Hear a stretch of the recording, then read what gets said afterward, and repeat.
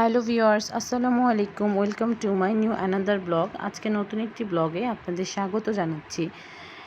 আজকে আমি দুপুর থেকে রান্নাবান্না দিয়ে আজকের ব্লগটি শুরু করছি। সকালের কোনো নাস্তার রেসিপি বা সকালে কী করেছি সেগুলি আপনাদের সঙ্গে শেয়ার করি নাই, কারণ আজকে ঘুম থেকে উঠতে অনেকটা দেরি হয়ে গিয়েছিল।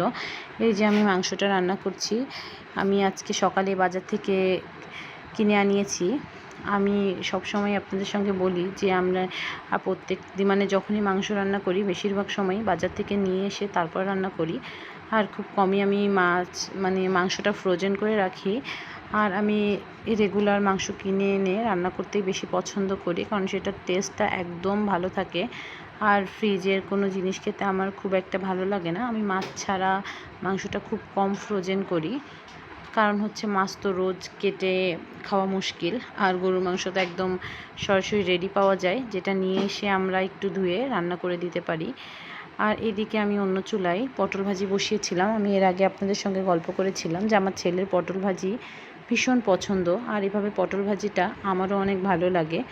আমি অনেক সময় হচ্ছে এর মধ্যে পেঁয়াজ মরিচ একবারেই দিয়ে ভাজি করে নিই। সেক্ষেত্রে আমি পটলটা আরেকটু কুচি কুচি করে কেটে নিই, আর একটু মোটা করে কেটে নিয়েছিলাম আজকে, কারণ হচ্ছে এই রেসিপিটা আমার ছেলের ভীষণ পছন্দ। আমি আপনাদের সঙ্গে একদিন শেয়ার করব নিশ্চয়ই। আর এদিকে নামাজেরও সময় হয়ে গিয়েছিল, আপনাদের ভাইয়াও রেডি হয়েছিল, আমার ছেলে আর আমার ননদের ছেলে এসেছিল। ওরা তিনজন মিলেই নামাজে যাচ্ছিল, আমার শ্বশুরের কবরস্থান সেখানে ওরা জিয়ারত করতে যাবে আজকে শুক্রবার জন্য। আমার শ্বশুরকে যেখানে কবর দেওয়া হয়েছে ওখানে একটা মাদ্রাসা আছে, ওরা সেই মাদ্রাসার ওখানে নামাজ পড়তে যাচ্ছে, মসজিদ মাদ্রাসা যেটাই বলেন। ওদেরকে বিদায় জানিয়ে এসে দরজা বন্ধ করে আমি আবার রান্নাটা শুরু করলাম, কারণ আমার রান্না শেষ হয়নি। ওদের রেডি করতে গিয়ে এদিকে সময় পার হয়ে গিয়েছে। আর এদিকে আমি পেঁয়াজ ভেজে নিচ্ছি পোলাওয়ের জন্য। আমি বেশি করে পেঁয়াজ দিয়েছিলাম, বেরেস্তার জন্য কিছুটা তুলে রেখেছিলাম।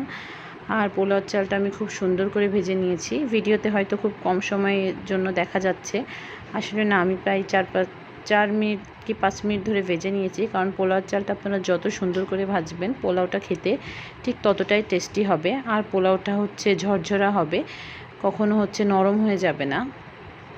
আর এদিকে হচ্ছে আমি অন্য চুলায় আমি কিছু সবজিও কেটে রেখেছিলাম, যে আমি একটু সবজি রান্না করব। আর মাংসটা তো আমি আগেই রান্না করে নিয়েছি, আপনারা দেখেছেন।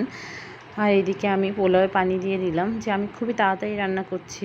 তবুও আমি যখন ভয়েস দিচ্ছিলাম একটা কথা মনে পড়ে যাচ্ছে আমার, যে আমি এত তাড়াতাড়ি চেষ্টা করছি, তারপরও মনে হচ্ছে ঘড়ির কাঁটা আমার থেকে বেশি জোরে দৌড়াচ্ছে।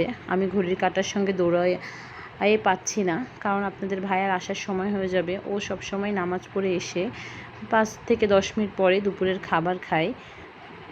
আমি এত তাড়াহুড়ো করছিলাম, কিন্তু কেন জানি না তাড়াহুড়োতে আমার ভিডিওটার ভালো হয়নি, আবছা হয়ে গিয়েছিল। ক্যামেরাটা আমি মুছে নেব, আমি খেয়ালই করিনি। এদিকে আমার হচ্ছে সবজিটাও প্রায় হয়ে এসেছে, পোলাওটাও হয়ে গিয়েছে, কিন্তু আপনাদের ভাইয়ার আসার আগে আমি কোনোভাবেই রেডি করতে পারিনি। তার আসার 10 মিনিট পরেই আমার রেডি হয়েছে।